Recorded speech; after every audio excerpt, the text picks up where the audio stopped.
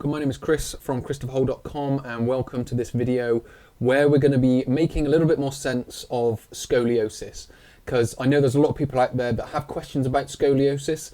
So we're going to be delving into one simple principle to help make better sense of your scoliosis, because there are some instances where it will be sort of taken further, and there will be some instances where it won't be taken any further from a clinical standpoint, if you will. So if you go and see your GP or a physio, they'll be able to do certain things that say, yes, we need to take this further, or no, we just need to help manage what we've got, and using exercise and stretches and things like that. So we're going to delve into that in the next couple of slides. But before we get into that, I just thought I'd mention my social channels again, as I always do. But you've got Twitter at Christopher Hole, you've got Facebook, Christopher Hole Training, and you've got Instagram, Christopher Hole. Please come along there, like and follow. It will be great to have you along, answer any questions that you may have.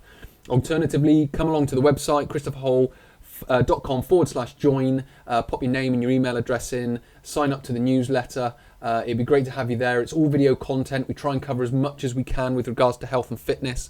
So that's diet, that's exercise, that's mindset, that's habits, that's injuries, that's fitness, nutrition, carbohydrates, macronutrients, micronutrients, illnesses, all those different types of things we try and cover that fit under that health and fitness umbrella. But what we'll do now is we'll get back to scoliosis and see if we can help you guys make a little bit of a better sense of it. So coming on to slide number 1, what we're looking at here, you've got the diagram on the right hand side. What we're looking at here with the purple vertebrae is this thing called the Cobb Angle. Now, it's the accepted measurement of clinical assessment of scoliosis. Okay, so if you are thinking that you have scoliosis and you go and see someone and they take an x-ray, they will then determine your Cobb angle. And depending on your Cobb angle will then depend on how it's taken forward. So will they proceed with exercise and stretches? Will they proceed with surgery? I mean, if it's surgery, it'll be pretty obvious. But if it's only a mild scoliosis, then there might be areas of just exercising and stretching and things like that. But the main thing we have to understand with scoliosis is progression. Is it progressing over time, or are we able to manage it and keep it relatively the same over time? So they're kind of the main things that we would search for. So about how it's measured is it's measured on plain radiographs by drawing a line through the superior end plate of the superior end vertebrae of the scoliotic curve. Now that's a lot of technical jargon, but what hopefully I'm going to do now is make a little bit more sense of it. So we've got superior end plate of the superior end vertebrae.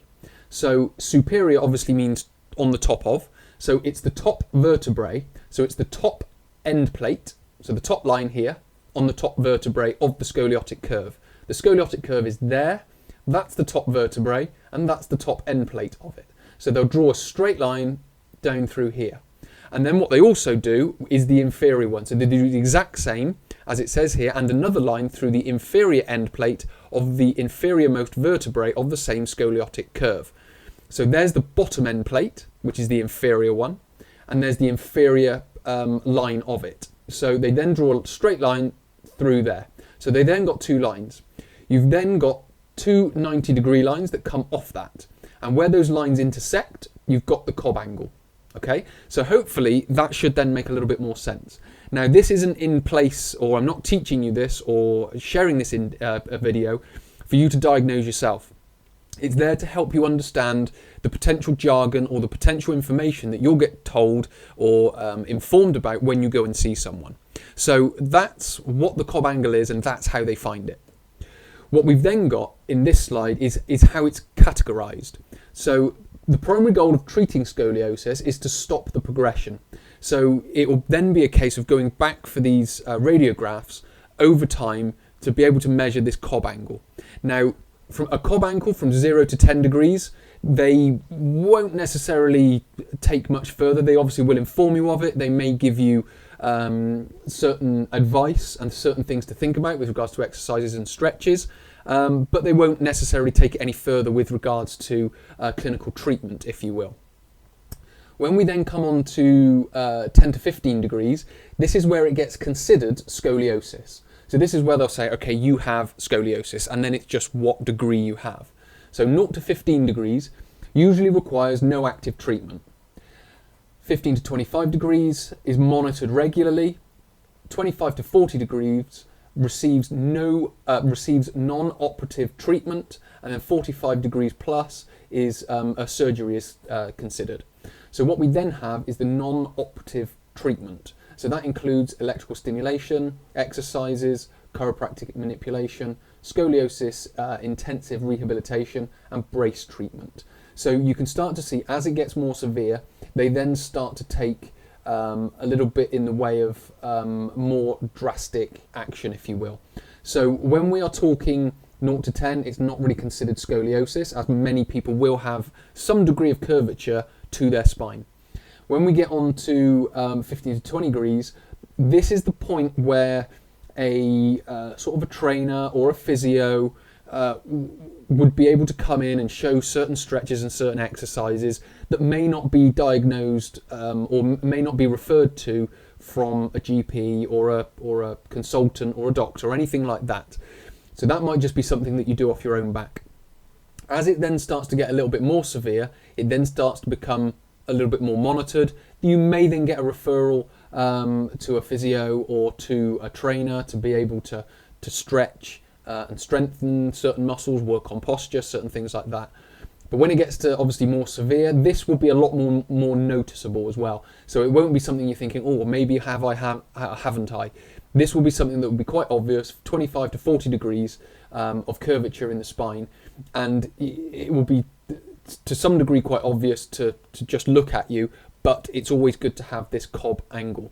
So it's very much making sure you know where you stand with scoliosis, because I know there's a lot of people out there that come to me and say, I have scoliosis, have you had it looked at? And they don't necessarily have it looked at, so it might not be considered clinical scoliosis that needs to be treated, but they might just have a little curvature of the spine that they do want to obviously have stretched, have exercise. So again, the primary goal of treating scoliosis is to sort of prevent or minimize or manage the progression of that scoliosis. So that is kind of the message of this video, is make sure you know where you are with your scoliosis if you think you have it. If it's quite obvious and you know you have it, then obviously you're either in the system already with regards to GPs, doctors, consultants, whatever it might be, surgeons. And then if you aren't in that system, go into that system and use obviously this to understand the terminology they use and how they're going about sort of recommending what you do beyond your first sort of consultation with them, if that makes sense. And again, down here, you've got the references where I got the information from. So again, it's not just me making things up. I've actually taken this from a proper textbook that you can look up, and you can find it in those textbooks. So many thanks for watching. Hopefully this has been helpful for you. Hopefully you found some use for it, and hopefully it's helped you sort of guide you in a direction where you can go and sort of make a better judgment call on what you need to do about your scoliosis. So many thanks for listening and many thanks for watching. My name is Chris from ChristopherHole.com. I will speak to you in a future video.